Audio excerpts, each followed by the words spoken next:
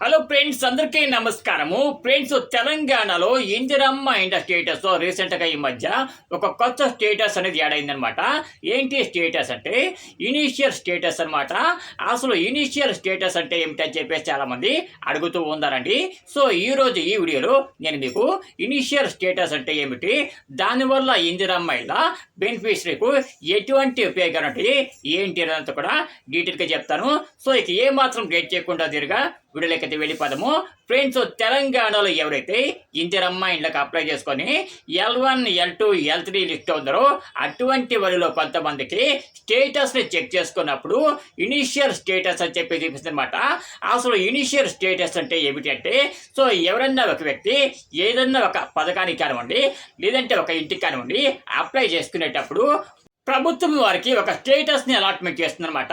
ఈ స్టేటస్లో మీకు ఇల్లు ప్రారంభమైన దగ్గర నుంచి మొత్తం ఇల్లు మీకు హ్యాండ్ ఓవర్ చేసే వరకు కూడా మొత్తం అన్ని స్టేటస్లు కూడా అందులో చూపిస్తారనమాట. అంటే మీకు ఇంకా క్లియర్గా చెప్తానండి. సో మీరు ఇందిరమ్మ ఇళ్ళకి అప్లై చేస్తున్నారు కదా, సో ఎవరైతే అప్లై చేసుకున్నారో అటువంటి వారికి కన్ఫర్మేషన్ వస్తేనే, అంటే తప్పకుండా మీకు ఇందిరమ్మ ఇల్లు శాంక్షన్ అవుతుందని చెప్పేసి ఒక కన్ఫర్మేషన్ వస్తేనే మీకు కింద స్టేటస్లో ఇనీషియల్ స్టేటస్ అని చెప్పి చూపిస్తుంది అనమాట. సో ఎవరికైతే ఇప్పటి వరకు స్టేటస్లో ఇనీషియల్ స్టేటస్ అని చెప్పి చూపిస్తుందో అటువంటి వారికి తప్పకుండా ఇందిరమ్మ ఇల్లు తొందరలోనే స్టార్ట్ చేసే అవకాశం అయితే ఉంటుందన్నమాట. సో ఎవరైతే మనకి ఇందిరమ్మ ఇళ్ళ L2 లిస్ట్ ఉండి వాళ్ళకు కూడా ఇలా చూపిస్తుందో అటువంటి వాళ్ళకి తొందరలోనే ఇందిరమ్మ ఇల్లు కానివ్వండి, డబుల్ బెడ్రూమ్ ఇల్లు కానివ్వండి డిస్ట్రిబ్యూషన్ చేస్తారని చెప్పేసి అర్థం అనమాట. సో ఎవరికైతే L1 లిస్ట్ ఉన్న వాళ్ళకి చూపిస్తుందో అటువంటి వాళ్ళకి చూపిస్తే, అంటే మీకు మొదటి స్టేటస్ ఎంతవరకు వచ్చింది ఏంటి అనేదంతా కూడా అక్కడ చూపిస్తుందని చెప్పేసి మీరు అర్థం చేసుకోవాలండి. అంటే స్టార్టింగ్లో ఒక స్టేటస్ ఉంటుంది కదా, మీకు ఇల్లు ఎక్కడ అలాట్మెంట్ చేశారు ఏంటి అనేదంతా కూడా అక్కడ ఇనీషియల్ స్టేటస్లో మీకు చూపిస్తుంది అనమాట. ఫ్రెండ్స్, L1 లిస్ట్ ఎవరైతే ఉన్నారో అటువంటి వారికి ప్రస్తుతం ఎలాగైతే మొత్తం అన్ని స్టేటస్లు కూడా చూపిస్తుందో, సో L2 లిస్ట్ ఎవరైతే ఉన్నారో అటువంటి వారికి కూడా తొందరలోనే మొత్తం అన్ని స్టేటస్ కూడా కింద చూపిస్తాయన్నమాట. సో ఇనీషియల్ స్టేటస్ అంటే ఏమీ లేదండి, మీ యొక్క ఇంటి స్టార్టింగ్ స్టేటస్ అనేది ఏమిటని చెప్పేసి అక్కడ చూపిస్తుంది అనమాట. అంటే ఫస్ట్ మీకు ల్యాండ్ అలాట్మెంట్ చేస్తారా, అంటే ఆ ల్యాండ్లో మీకు ఇల్లు కట్టిస్తారా ఏంటి అనేదంతా కూడా అక్కడ మీకు తొందరలోనే చూపిస్తుంది అనమాట.